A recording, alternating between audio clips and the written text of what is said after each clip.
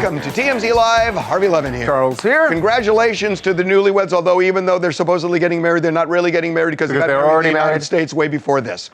Anywho, yeah, tonight's the wedding, and they've already got married in the United States, so this is kind of just the ceremony, but there are a million billionaires there. That's not the wedding dress, by the way. That's Lauren on her way to the church where they're getting hitched. Yeah. So what we know is this, because now we've kind of broken it down. We've talked to people who are there, and we, by the way, we should get into the security a little bit later because it's crazy. Yeah. So there are 3 hotels where the rich and famous are staying. One is the Cipriani, which is a beautiful hotel on an island where a lot of the friends are staying. Yeah. Then there is the Amman, which is where the family is staying, where Lauren and Jeff are staying. And then there is the Gritty Palace, which is a fabulous... That's where the party's fabulous hotel in Venice, where all the people who want to pull out all the stops are staying. This is not by accident that you have at this one hotel the Kardashians, Orlando Bloom, Tom Brady, Leo DiCaprio, and Sydney Sweeney, who, as it turns out, stole the show. Is not shockingly stealing the show, at least with the party set. Who are there. So last night they had they just all hung out at the bar. They were drinking, they were dancing. What we were told was all the guys were like, oh my God, when they saw Sydney Sweeney. Sort of buzzing around. Yeah, but... That you would expect. But there's Here's the next part you would not expect. There are no hookups. What we're told is the guys have actually just kind of bonded and that they're spending a lot. In fact, we saw pictures of Orlando Bloom and Tom Brady, Alex Spiro, the lawyer, hanging out in shorts, walking around town. It's not, by the way, look at this. Look how hard Tom Brady is raging, walking around with his water bottle. Hey guys, we got to stay hydrated. Make sure we stay hydrated. Yeah, it's definitely a bro fest. And I think a lot of people were wondering because, Orlando Bloom, he came to this wedding solo. And this is on the heels of him and Katy Perry having a big breakup. People thought Orlando was going to hit the town, maybe hook up and link up with some of the single ladies there. Like, what a great place to meet somebody. But we're actually being told that Orlando's not really ready to mingle. He's keeping it low key. There was some photos of him with a woman that was Katy Perry's assistant. A lot of people were like, oh my gosh, he's hooking up with this girl now. But we were told that she was there with her husband, who is really good friends with Orlando. The husband's in the photos too, and there's nothing romantic there. And that's what's got to be limiting Orlando, even though he is single. Well, also, there was a bat signal from Lauren to Katy. Maybe that was a bat. It was a total bat signal. Just so you know, Katie's on tour in Australia, and she posted some photos last night. And Lauren commented, even in the middle of her several parties for her wedding, Lauren took time to comment saying, "We miss you, Katie." So Orlando is aware that Katie and Lauren are close, and that there are other people there who are friends with Katie, so he can't rub it in her face and be like... But nobody really is. But, they're having fun. And last night they had a big soiree, which was kind of the Gatsby-ish party that they had on one of the islands. Tonight is the wedding. We're told it's so secretive that the guests know they're going to the wedding, but they don't know where the party is yet. By the way, we found out where the party is. We found out. Yes, and it's not, the good news for them is they don't have to go to another island. It's at a beautiful, I don't know what you call it, almost looks like a coliseum, but it's called the Foundation, and it's right next to where the church is. But they didn't tell the guests. Yeah. And speaking of, and by the way, tomorrow night, we told you a couple days ago, tomorrow night's a pajama party. They're having a big pajama party tomorrow night, and then that's the end of the wedding weekend. But the security here and the fear factor of people daring to talk or take a photo, it's crazy that we've talked to people who are there, not going to say who because they're scared. They are saying there is so much security, it's wild. Why are you mocking the people who actually spoke to you like they're scared? They are scared. Yeah. They literally said they're scared. And they said there's so much intense security to make sure about pictures. Yet it's weird because the photo agencies are all there taking pictures. Yeah, but they're at a distance. Yeah, and we've also seen like police officers on like jet skis, like the security just in like the photos we've seen is I'd like to really, be one of really those. I was going to say, intense. wouldn't you like to be a police officer Totally in like to Venice? be an officer in Oh, Venice. what a great gig, right? Just cruising kidding. around all day on the jet ski. But kidding. we're also told that all the guests signed NDAs. Unclear if people got +1s or if you had to be like individually invited. But yeah, this is a tight wedding for these 200 guests that are going to be there, which, by the way, no small price to pay, because we're also told that it comes out to about $10,000 each guest. I think it's more than that. I think it's it's $50,000 a head. $50,000 each person, Yeah. so about a $10 million wedding. Yeah, it's a $10 million wedding. So anyway, tonight's the night, but they did get married. You have to get married in the United States. A ceremony. This is a party, several parties, but they're doing it. Look, he wore the tux. She's going to wear. The other thing we're told is that's that they're telling us that there's been no interference by protesters in this thing. That's the other thing I heard this morning, that they don't even see him. So I don't know whether the police are keeping him at bay or what. Where the church is on a separate island from from the Grand Canals of Venice. Right. So, Gee, what wedding does this remind you of? I don't know. What are you gonna say? It's kind of a royal. It does not remind me of a royal wedding. It's Really? kind of Are you royal serious? wedding-esque. No. You see those photos of Lauren Sanchez with those huge diamond rings on her, both hands, by the way, waving to the crown with like a little shawl. That's a like, rich wedding, not a royal man, wedding. it feels like a royal wedding. Look at that rings. rock. Oh my God. Oh my Those God. rings are insane. There's reports that Jeff gifted her one of these rings just this weekend, and now she's rocking it, no pun intended. But look, everything hasn't been super smooth. Do you guys know what happened last night? The rain. It was pouring on 'em, and thunderstorms and lightning. Remember, they had a big event last night where they all got on these water taxis. They went off to an island where there was a big party.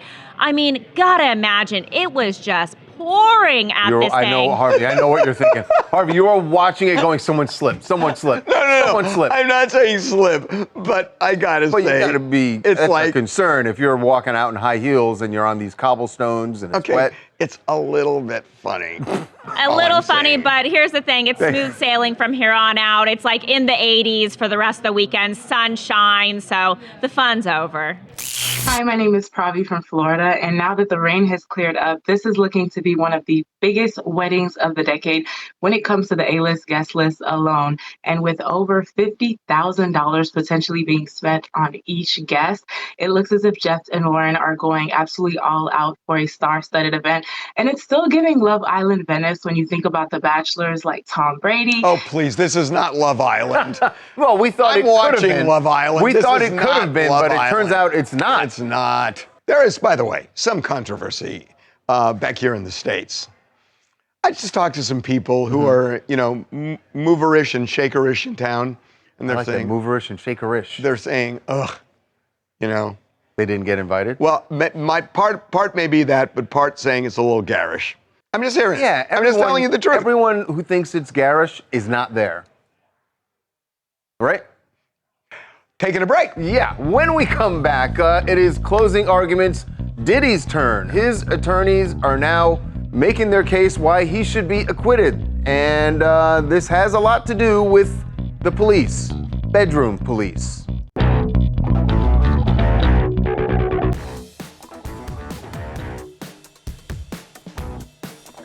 Well, this might sound like an odd statement for Diddy's attorney to make during closing arguments, which are going on today, on Friday. But Mark Agnif made the point that his client is guilty of domestic violence, and that's it. And his point is domestic violence is not one of the charges that he is facing.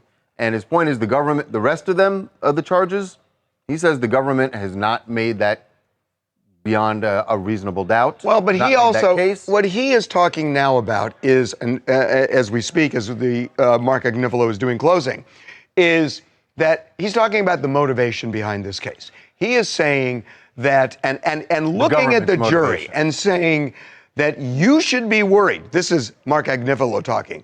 You should be worried because this is bedroom police. They are prosecuting him for what goes on in his bedroom. And the coercion that the prosecution talked about, he is saying is really transactional between Jane, Cassie, and Diddy, and that they got something out of this knowing that the freak-offs were part of the package. I mean, that's essentially what he's saying. And then he makes a big deal out of, and he literally did it this way. He mocked the prosecution and said, ooh, baby oil, ooh, Astroglide. And he's saying that they have made such a big deal about this that he is saying this squarely is bedroom police.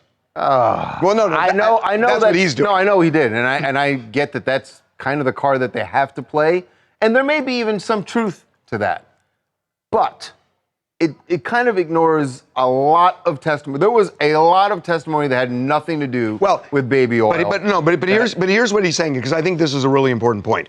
When he's talking about transactional, it's really interesting because the prosecution is saying Diddy held the fact that he was paying rent for Cassie and Jane, giving them all sorts of perks, and then holding that over their heads so that they would do freak-offs. From Agnifalo's position, he's saying this was simply transactional on their part. Right. That, yeah, you pay rent, you get all these goodies, you get a recording career, and this is all part of it. So he's saying it was transactional on their part. The prosecution saying it's coercive. And so two different things. That may work for Jane's testimony, where it seemed largely transactional. She was getting her rent paid, and she was agreeing to freak-offs for a long period of time. With Cassie, he also brought up the $30 million settlement she struck in the wake of withdrawing her civil suit, which unleashed this torrent of terrible, So he's saying Diddy, and that $30 million, that's not a transaction. That seems to people and jurors and ordinary people that he is trying to cover up for something that he did very wrong. No, you're missing the point. He said it is exactly transactional. His point, again, I'm not saying what I agree with. I'm saying his point is she was motivated by money. Because he says his position is she's lying. He's saying she was not raped. He is basically saying not, and that this was a money grab to embarrass him, and that she was motivated by money. She didn't go to the police. She went to a civil lawyer. Again, this is his point. Right. So he is saying squarely it's transactional. Not just that, he's making the point, and he said this off the top, that this is a state domestic violence charge, not a federal case. Right. So they mischarge. So he's accusing the feds of mischarging him and saying that they don't have anything. Right. They don't have anything. This should have been a state case, not a federal case. With all due respect, that dog don't hunt. Because that would require you to ignore all of the evidence that they have established during the course of this case. Yes, they showed that hotel video. It is not the centerpiece of the case. They've got the arson they've got the kidnapping, they've got Kid Cudi. It's not an issue. Right. The hotel video is a state domestic violence case where the statute of limitations is run. Yes, and it's also evidence of sex trafficking by force, fraud, and coercion, and that was one instance when she wasn't able to leave. I don't know what else you need to show that someone was forced into something. If you're the prosecution, you lean into that and say, fine, that's domestic violence. It's also the kind of force behind sex trafficking. And I get what you're saying about that they could make the case that this is transactional, right? That that's what they're Cassie, saying. right. They could try to make that case. But remember that in their closing arguments, the prosecutors pointed out all it takes is one time for one of these women to have said to him, I don't want to do this. Right. And then he makes them do that. And they find him guilty. Right, and that's enough to find him guilty. They're painting these women, they're basically saying these women, I don't know how else to say it. They're saying that it's a lie. So it's going to be who the jury believes. He was saying today, he talked a lot about Cassie. He said it's a modern-day love story. Cassie they bonded over sex. Cassie was into all the freak-offs. He was like, oh, it's a woman who loves sex. Amazing. And Austin, didn't he say modern-day love story? She ended up getting money. He's in jail. She won. Yeah, he said she won 100 to 1. She's got $30 million, 20 from the lawsuit against him, 10 million from the Intercontinental Hotel. She also has a lifetime jail. of trauma, and she testified about the trauma that she deals with still. I mean, we can't say that this is someone who ended up better in life just because she has $30 million. Don't confuse this that we're embracing one argument or the other. We're just telling you what the defense is saying. What I find interesting is that we talked to Mark Agnifilo, who was doing the closing arguments 7 months ago for one of our Tubi docs on this.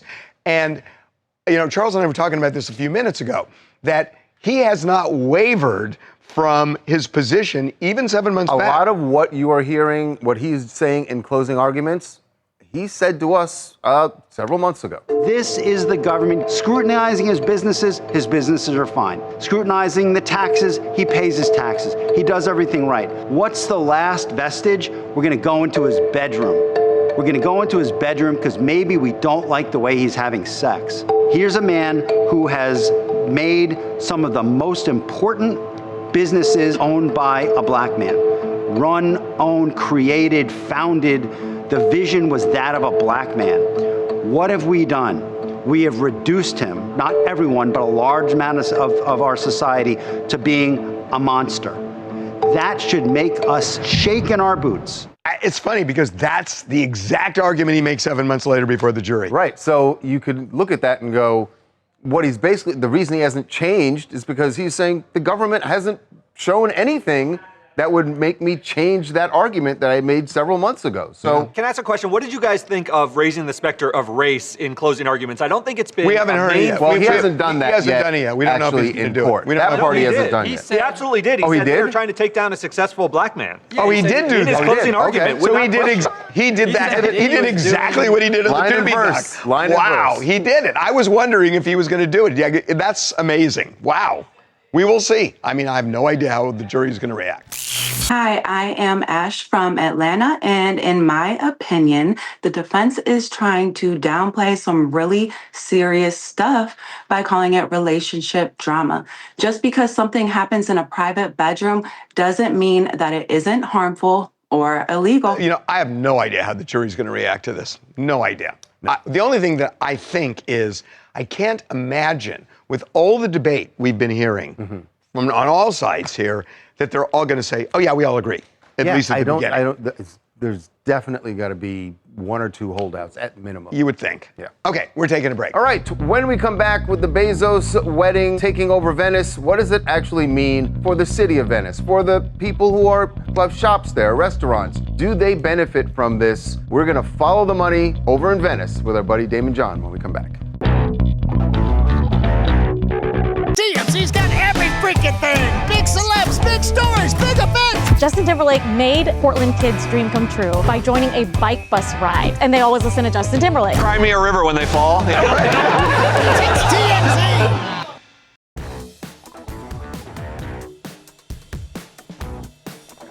Well, we've shown you for a few days now how Jeff Bezos and Lauren Sanchez's wedding has taken over Venice pretty much.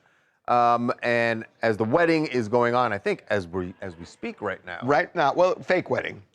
Yes, the fake wedding. The question is, what does this mean for Venice? Is this good for Venice? Is it bad for Venice? We've seen lots of protesters who certainly think that it is When you say bad for Venice, you're talking about the fact that there are so many people it's going to sink further, right? Well, it's not that many people, but it is going to sink further. Is it good for business?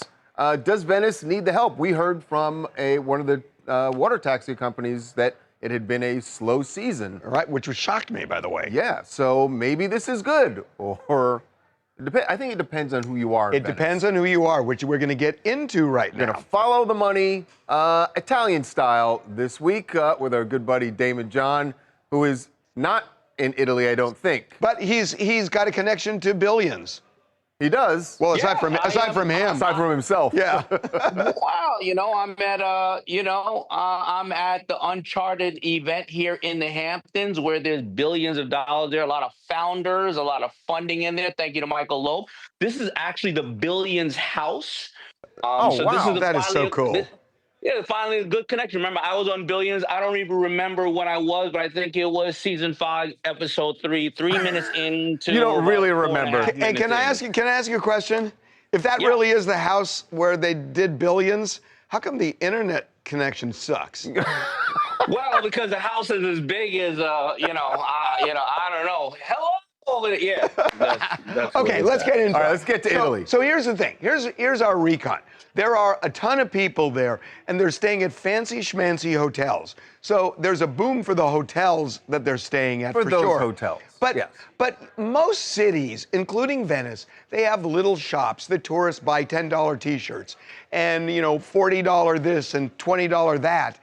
These people coming to the wedding aren't paying for that. So you would think that those people are kind of suffering. I don't think those people are suffering because I do think those people are paying for a lot of that, and I do think that they will come back. If you look on your timeline, I mean, right now everybody wants to go to Tokyo too because the tourism department hires marketers. But here's a little fact: Kourtney Kardashian and Travis Barker's wedding, Portofino, Italy, led to a 3,600% increase in searches for Portofino, with 184% of Italian weddings, and that year they brought in out-of-country weddings, $600 million. Same with John Legend and Chrissy Teigen in Lake Como. These people will come into these cities and they will buy property and various other things years to come. I got to tell you, I didn't know they were getting married there. I'm too busy just, working, but all of a sudden, my wife has us going on vacation in Venice in 2 weeks. Now I know why. So I got to tell you, this is good business. I think these cities should be shopping or bidding for people like they do the Super Bowl or for World Cup or for any of these events. I think that this is great business. So that cities should actually now be pitching themselves to famous people who are getting married. Hold your wedding or whatever event, whatever party you want to do, hold it in our city. That is interesting. I didn't think of it that way. Never thought of it. It's all marketing. Yeah. It is. It's all marketing. Listen, most of us, when we hear about the summertime and people start going to Europe, we all hear Greece, we all hear this, we hear that. But these cities are all fighting for attention, and hopefully you go in there, and as the world gets, where people start moving out and working remotely, they start buying places, and that's what happens. You fall in love with these cities that you don't remember or you didn't have a reason to go to until all of a sudden the decision maker in the house says, honey, we're going to Venice. I want to ask you something that kind of gets away from the money thing, but gets into the social thing. Because you're at a place right now, you're in the Hamptons, it's hoity-toity, you're a rich dude, you know a lot of rich people. We're looking at all the pictures and the video and talking to people who are there. And ultimately, what I'm hearing is they kind of want to have the same time that normies have. They want to. That looks pretty normal. Besides the fact that it's Orlando Bloom and that's Tom right. Brady, I mean, ultimately, kind of normal. It's like, how do billionaires party? I mean, do they party just like us, or is it somehow different? Because it doesn't feel different watching them. Well, both of you are very, very successful people, and what happens is the ones who I never get out of the house. Well, Jeez. We've been around. Here's what happens with billionaires or well-to-do people. You do go within your circle when you go and party. You go and hang out within people who understand who you are, and you can feel free around them. However, when you're with your family, you get tired of seeing the same people all the time. So someplace like Venice, you probably book a train to go and see Europe. You go to the little shops and places like that because you've been around all the big things. You start to spread out and go to other places, but this is still the reason why you can go. You can do business. There's a lot of business being done here. There's going to be a lot of business done in Venice. You do that in the daytime, and then you go and hang out with your friends and family and people at the nighttime because you've been doing it for 20 years. Okay. There it is. That's actually, that makes sense. So the upside for Venice and other cities that may want to host folks like this, you're saying is that they're going to invest in that city. Well, and also people are going to swarm there to duplicate and a wedding. And it's a postcard. Right. See it, but you know what? This Follow the Money episode should be Harvey Charles Damon, hosted by Venice right now, because look at all the press they're getting. They're now on everybody's radar. You think about Rome, Italy, you think about all these other places, but now you're thinking about Venice, and then all of a sudden, you do have great people in Venice. You do have great food in Venice. You have visuals, and we're in the Instagrammable world, and you're not going to get pictures like that anyplace else. Venice is Venice. This is great business for everybody. Yeah, the reality is, for folks watching it, just because he is the second or third, whatever he is right now, richest man in the world, you can go to Venice and see all of those things they're seeing. That you're not going to be at a, the Gritty $50,000. You're not going to necessarily go to Gritty Palace, but there are very affordable hotels. You can go to Venice and see the same thing. Anywhere in the world, it just depends on how you're going to do it, and a lot of people do it different ways. Listen, the only people that are losing in this event happening are the people getting married. That's it. There you go. There you go. And that's a good place to wrap it up. We'll see you next week. Thanks, Damon. Bye, Damon. I just had this vision of Tom Brady coming back from the wedding and someone trying to sell him on a timeshare. Oh, no, I know. As long as you're here, would you like to invest in Venice, sir? That's so funny. You're absolutely right. Okay, we got to take a break. All right, when we come back, Gavin Newsom files a $787 million lawsuit over a phone call he made with Donald Trump, or Donald Trump made to him. And he says the president is all mixed up. He says he might be losing it.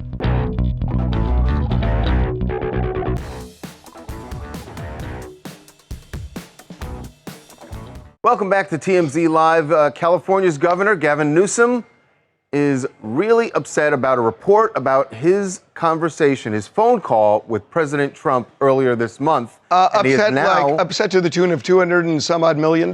700. Oh, 700. $787 million is the defamation lawsuit he has filed against Fox News, not President Trump. We'll get to that in a moment. But here, what he's suing over, this was when President Trump mobilized the National Guard and the Marines, sent them here to L.A. So let me try this. So on June 7th, that's an important date. On June 7th, Donald Trump did speak with Gavin Newsom. And Gavin Newsom said, I object strongly to you nationalizing, activating the National Guard. The next day, on June 8th, Trump did it. He activated the Guard. Right. Newsom was pissed. On June 10th, 2 days later, Trump had a news conference in the Oval Office, and he told reporters, do we have the sound on this? Yes, this is what the president said June 10th in the Oval Office. And Mr. President, when is the last time you spoke with Governor Newsom? A day ago. Called him up to tell him, got to do a better job. He's done a bad job, causing a lot of death and a lot of potential death. So Newsom says that was a bold-faced lie that Donald Trump told there, that he never spoke with him the day before. That would have been June 9th. Never spoke with him. They never had that conversation. And Newsom was pissed. Now, fast forward to Fox News. Right. So on Jesse Waters' show, in the lawsuit, what Gavin Newsom points out is that he's accusing Fox News and Jesse Waters' producers, I guess, of deceptively editing that soundbite from President Trump and making it seem like he didn't ever say yesterday or a day ago that he had spoken to Gavin Newsom. What Jesse Waters did show during his show was a call log that Fox News reporter John Roberts got from the president. And that's his call log showing that he spoke to Gavin Newsom on June 7th, as you mentioned, Harvey. Which was an actual call. Right. And that call did happen. Gavin Newsom even acknowledges that call happened. So I guess then the issue that I think Gavin Newsom is raising is, well, look at the log. The log does not support what Donald Trump says, because the log says that it was June 7th and Trump's talking about June 9th and he never had a talk with him then. Right. Here's what Jesse Waters said in the air. Trump's not waiting around this time. He says if it wasn't for him, L.A. would be up in smoke. Called him up to tell him, got to do a better job. He's done a bad job, causing a lot of death and a lot of potential death. Newsom responded, and he said there wasn't a phone call. He said Trump never called him, not even a voicemail, he said. but John Roberts got Trump's call logs. And it shows Trump called him late Friday night and they talked for 16 minutes. Why would Newsom lie and claim Trump never called him? Why would he do that? So Newsom saying... So this is really all over. When was that they made it seem like Gavin Newsom was lying when he said he didn't speak to Donald Trump on June 9th. But there's no proof that he, and by the way, other than Donald Trump saying it, there's no proof he did. And as a matter of fact, I think you can infer he didn't speak to him on June 9th, because if Trump sent the call log on June 7th, if there really was a call on June 9th, he would have sent that one. He would have, obviously. So it does seem like the call only happened on the 7th, not on the 9th. And that dude Newsom wasn't lying. And when Newsom said Trump was lying, so far we haven't seen any. I will say this. Harvey and Charlie, who cares? This is worth it's credibility. It's credibility. A $787 million lawsuit. And we know that's the Dominion amount that Fox had to pay. It's all style. It's no substance. Always with Gavin Newsom, it's all it ever is. But wait a minute. Who cares? Babcock, let's say... It's a figure of, from Trump's point, it's a figure of speech. I talked to him yesterday. I say it all the time. I talked to somebody last week. I said yesterday. The days kind of blend together. I don't get it. It's always about getting some public but that's why he's not suing Trump. He is suing. What did he say, Harp? Because Trump is cognitively impaired. No, he's right. I know, but he's not. Everything is about some shot. Let's just boil this down. But he desperately wants to be the president of the United States. He so badly wants what Donald Trump has. He's never gonna get it, but he so badly wants it. Well, now you're just showing your bias. Well, hold on. No, it's not a bias. Yeah, you are. Yes, your bias. Yes, it's your bias. Come on, just admit that. It's about where the Democrat Party's going. Dude, I get it. But when you say he's never, but Mike, you don't know. I don't know. But that aside, I mean, look, there is a shot. I don't have a crystal ball. I know, and now you're biased. There is a shot that Gavin Newsom does take. Look, and he took it out of Trump's playbook where he says, I can't tell if the distortion was intentionally deceptive or merely a result of his poor cognitive state. That's a shot that Trump takes all the time at Biden. Right. So, and Mike, rightfully hold on, but Mike, to any of the reporting. But Mike, what you're saying, like, oh, he's just taking a shot. But that's what Trump does all the time, and that's fine, I guess, if you're fine with that. But you can't now say to the other side, go like, oh, look, you're just taking cheap shots. The most political part of our business is the sports department.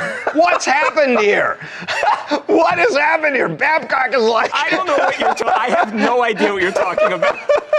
Hey, Megan, Quad Cities, Illinois, and I just want to say that I fully support Gavin Newsom in this move because we, as citizens of this country, no longer trust traditional media. And we can see a president whose mental facilities are in decline because he is our elderly commander-in-chief. Therefore, the media has twice as much responsibility in reporting the facts and not the feelings of our president. All right. Interesting way you put that. Yes. We're going to move on. Yes, to someone who used to be in D.C. That would be Doug Emhoff, the former second husband. Second gentleman, I think. The second gentleman, yes. Well, he was out in Beverly Hills yesterday, and we caught up with him. Kamala Harris not with him, but we asked an interesting question about life in L.A. right now. You have certainly seen all the news about the raids, which we just talked about in Gavin Newsom's lawsuit. So how are Doug and Kamala feeling about what's going on in L.A.? Here's what he had to say. How's Kamala doing? How are you guys doing? Has it been a nice little, break from, presidency, a lot of stress? It's all good. She's doing great. Thanks. What do you have to say to, immigrant families that are a little scared about the ICE raids? Anything that you could tell those families right here? Yeah, what's happening is outrageous, and we've got your back. Does Kamala plan to help any of them? We're always going to stand up for people in need. What is so interesting is he's walking and he's walking and he's walking. And when he gets the question he wants, he stops and he turns. Right. I can feel that one. That's stop. Okay. But you got to keep it moving just in case, because you don't know what's coming. Exactly. We're going to take a break. All right. When we come back, Justin Baldoni's lawyer, Brian Friedman, also represents a lot of other big names in town, like Vin Diesel. And now in a case involving Vin, Brian Friedman is accused of swinging for the fences, and not with a baseball bat, with his fist.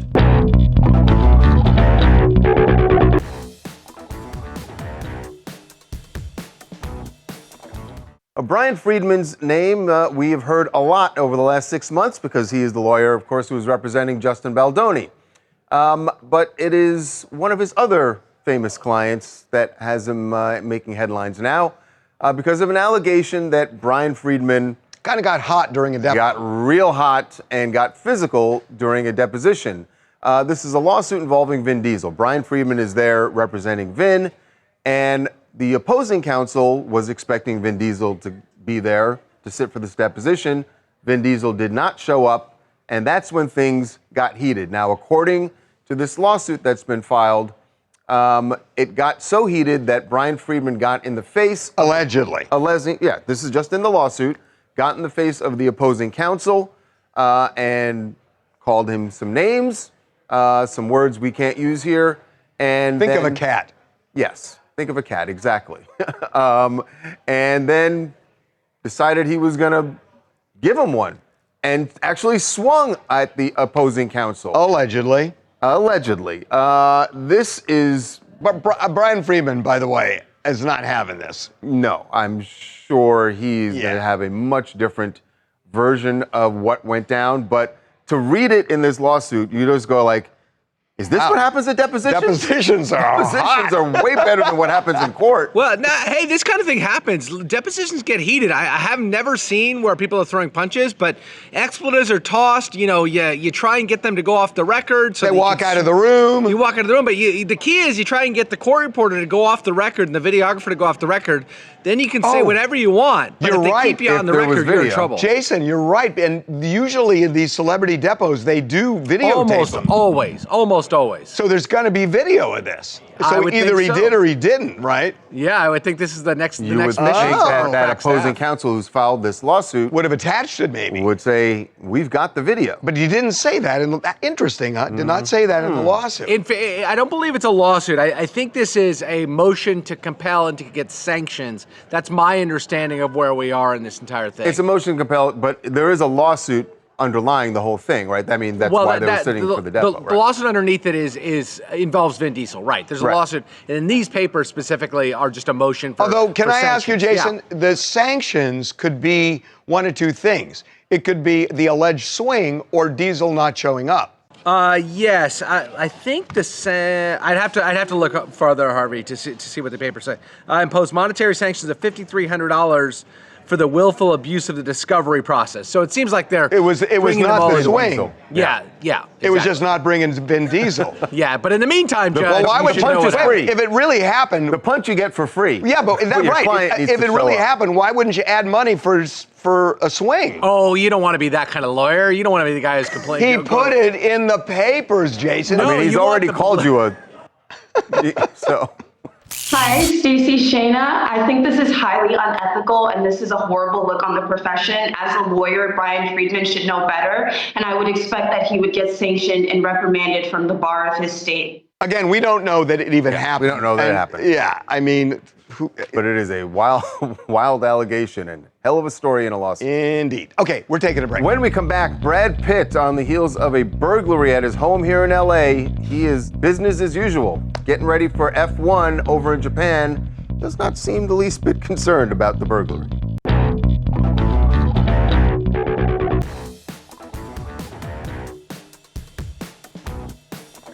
Tough time for Brad Pitt because, you know, the show must go on, as they say in Hollywood.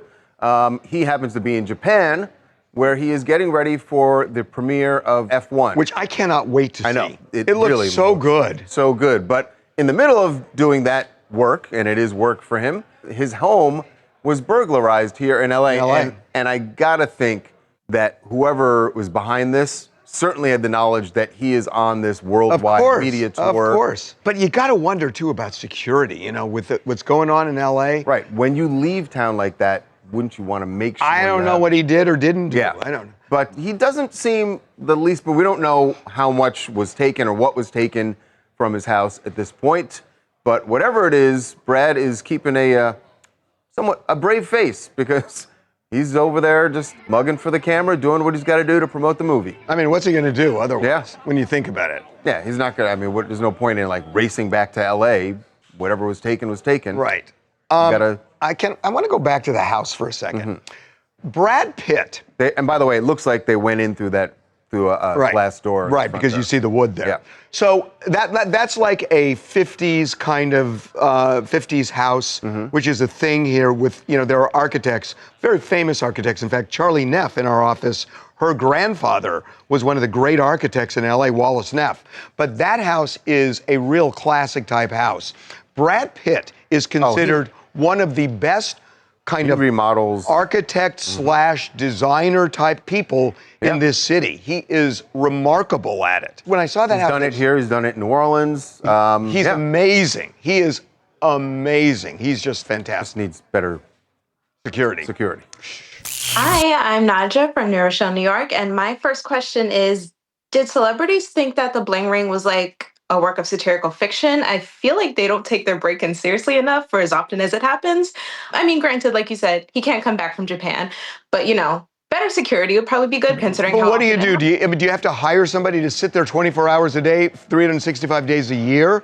He probably has a security system, and they probably broke in and left before the cops came. And plus, iron bars on the windows is not a good look when you're, trying to... When you're that elevated. Right. What else you guys want to talk about? Hey, this is Livia. I'm in New York City, and I'm talking about the Diddy trial. And I really think that the defense is drinking some Kool-Aid that does not exist, and he's trying to share it with others. But I don't think any sane jury can sit there and listen to the defense after the prosecutor gave their closing arguments and think, oh yeah, Diddy didn't do this. He's a good guy, except for when he's not. It doesn't make sense. They're not saying he's a good guy. No. You should be clear on that. Acknowledging that. They're acknowledging he's not a good guy.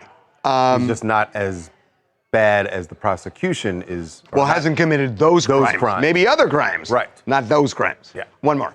Patrice from Virginia. I love the fact that Tom Brady and Orlando Bloom are in Italy together for Jeff Bezos' wedding. And I cannot imagine being the water taxi driver and you look back and you see America's football goat and Orlando Bloom and you're just airlift me out of here. I would have collapsed. No kidding. Speaking of that wedding. Yes, we are going to take you back to Venice one last time to show you all the fancy... Gussied up. Look at that. Everyone headed to the church.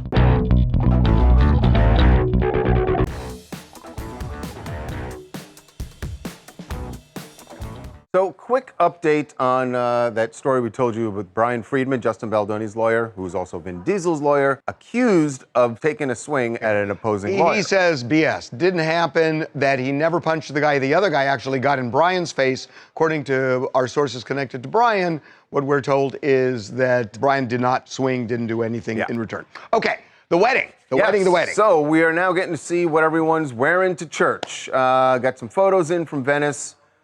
Showing everyone in their black tie. Ivanka and Jared. Orlando. Leo. He's wearing a hat. Oh my gosh, he's still wearing the hat. Leo.